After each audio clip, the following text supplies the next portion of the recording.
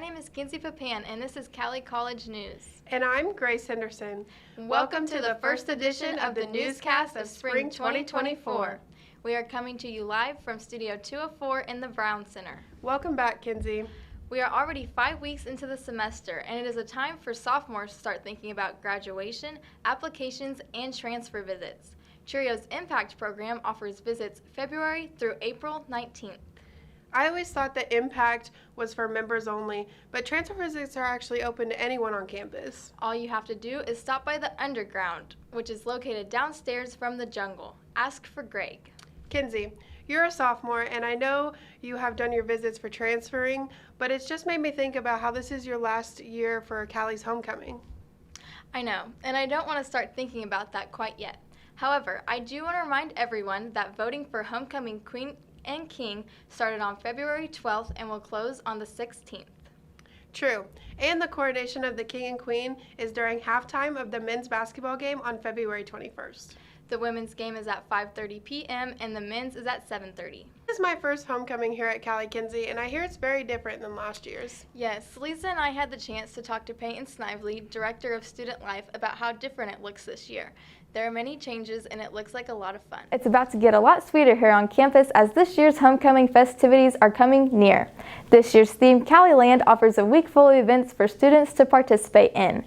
We are here today to learn more about the upcoming events, new changes, and how every student on campus can get involved in the excitement of homecoming week. The theme of this year's homecoming is Candyland. Picking this was kind of hard, so all the student senate members attended this meeting where we brought a vision board of what we wanted to do for homecoming, and then we voted on a final two, and we brought those final two to a student senate, an official meeting where students were able to vote for the top pick.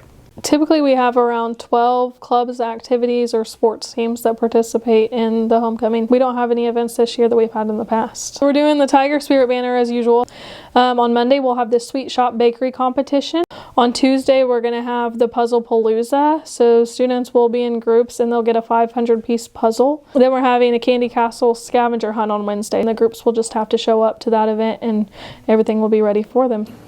I am in charge of the ambassador group here at Cowley. My favorite part of the homecoming activities is to see what they dress up like for their dress up days and to see how creative they are when it comes to the banner. The Cowleyland homecoming festivities start Monday, February 19th.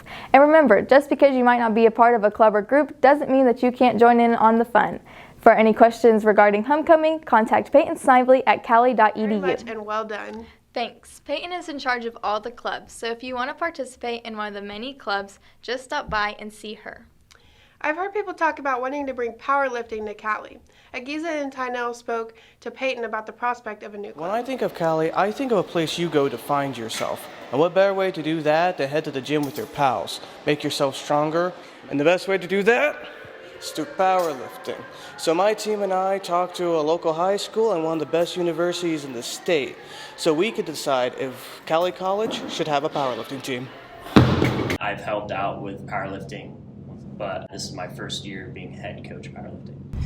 It's essentially a sport that makes you better for other sports. I mean, there's no downfall of lifting and getting stronger. I had so many kids. I talked to. I said, "Hey, you should come out powerlifting. It's fun. Get you ready for track season." They go, I don't lift. I'm not strong." If you ask those kids now, I guarantee you they'll be out next year and the year after. They absolutely love it.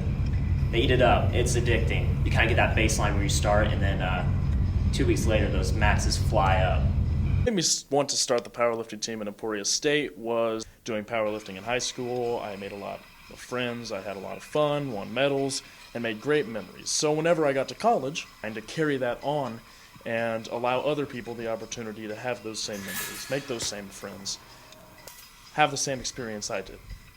Mm-hmm.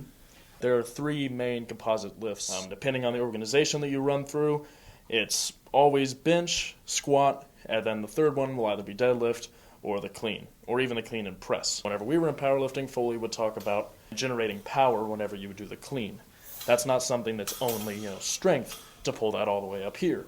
It's power as well. But whatever you do as your regimen, you have to generate not only power, but strength, and then formulate that in the right way to where your lifters will benefit from it. So I hope that convinced you and your friends to start going to the gym to start your journey. I suggest you talk to Peyton. You need 10 signatures and a good sponsor in order to officially start a club.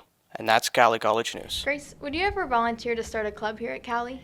Probably not, but I do plenty of volunteering, including my service hours. I know. Service learning hours are required for sociology, psychology, and economics classes. I have plans to serve my 10 hours for sociology class by talking to middle school students about media literacy.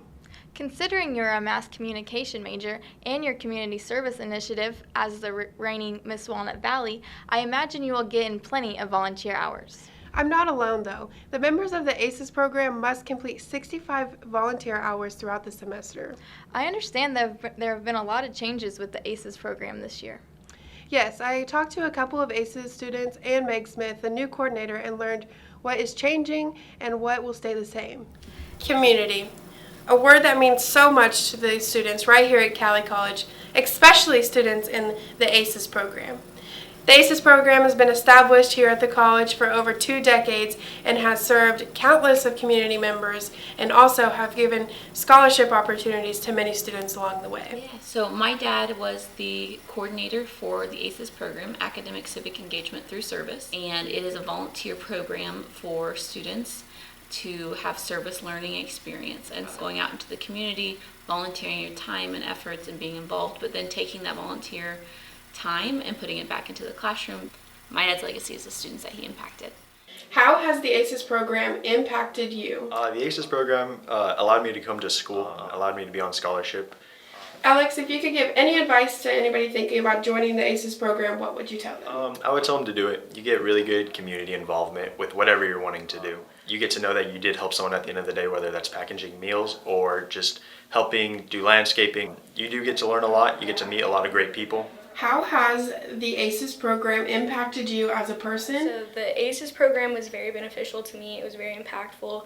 The ACES program pays for my books and tuition, so it allows me to be able to come to college. And what advice would you give to anybody thinking about joining the ACES? I think that it's a great idea for any first-time college students, especially when you're trying to get plugged into a community. It kind of forces you to get out there and meet people and do things that you didn't think. Yeah, so service learning is just an extension of the social sciences. The main components that we have for service learning here at Cowley is that it should be with a nonprofit. A lot of our students choose to work with senior citizens or kids in the community. I think that hopefully the impact that students get is realizing why it's important to be civic-minded is an important component of being a citizen. If you think the ACES program may be something you're interested in, please contact meg.smith@cowley.edu as she's the new director of the program. This sounds like a great way to give back to our community. It is, and of course our community gives back to us by getting involved with Cowley Athletics. James Lopez brings our sports update package. I had a chance to sit down with the Tigers coach Jackson to gain some insight into training camp, new players, and how that's all culminating into a very successful spring season. Well, down the stretch, particularly, is protecting our home court. We got 7 games left for them at home. Super important to win your home games. And then, we haven't had a lot of close games, and they're going to get closer down the stretch as season ends and teams have more film and make more adjustments, and playoffs are coming down the line. But like, I feel like last night, or even though we lost versus Barton, like we're playing in closer games and we can see what we're kind of about. I feel like we got a really good freshman nucleus with Marcus Ziegler, Shamari Hugie, Avante Nichols, and Leslie Owens. List their names in no particular order, but they initially all freshmen struggle with the transition from high school to college just because of roles and things like that. But I feel like they've done a good job of accepting their roles. What's the mindset going into this game with Northeast Texas on Friday? Well, we know they're going to be a quality opponent. They always are. It's just exciting to get started. Getting to play at home is even more exciting.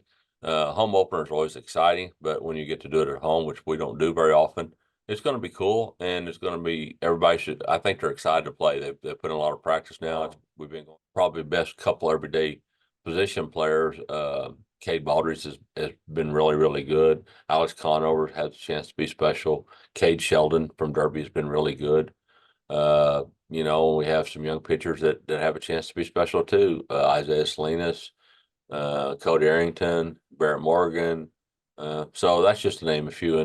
But we're excited about our young group, and it's going to be fun to watch them develop into a team. Some other noteworthy accomplishments surrounding their respective seasons in our athletic department also include Coach Clark of the women's basketball team has stated that returning sophomores Nadak and Anna have been instrumental in leading the team to their wins throughout the season, and most recently to Colby Community and Dodge City. Despite having only 3 returning starters for the beginning of the season, Coach Reuben Spees of the softball team has been seeing great success at home. She highlights 2 freshman pitchers, Micah Vaughn and Jaden Swanson, who have helped secure the team a very impressive current 6-0 record. Building off that success, Coach Reith of our track and field department lists several names in getting the team ready to potentially take the conference title this weekend. And Coach Raga of the women's tennis team is also looking to build off recent success. After 2 ITA Cup champions in the fall, she states the goal now is securing the first NJCAA national title for the women's program. There's plenty more opportunities to see the Tigers play with a home advantage on the field and on the court. For more information, visit cowleytigers.com. Thanks, James. I hope the spring sports do as well as our fall sports did and go all the way to nationals. Me too, Grace. And don't forget that February 28th is Jersey Night for basketball. Dress up in your favorite jersey for sophomore night. The women's game starts at 5:30 p.m. and the men's starts at 7:30. Cheering on the Tigers sounds like the perfect way to spend a Wednesday evening. Thank you for tuning in to our first broadcast of 2024. We will return March 8th for the next edition. Goodbye for now from Studio 204.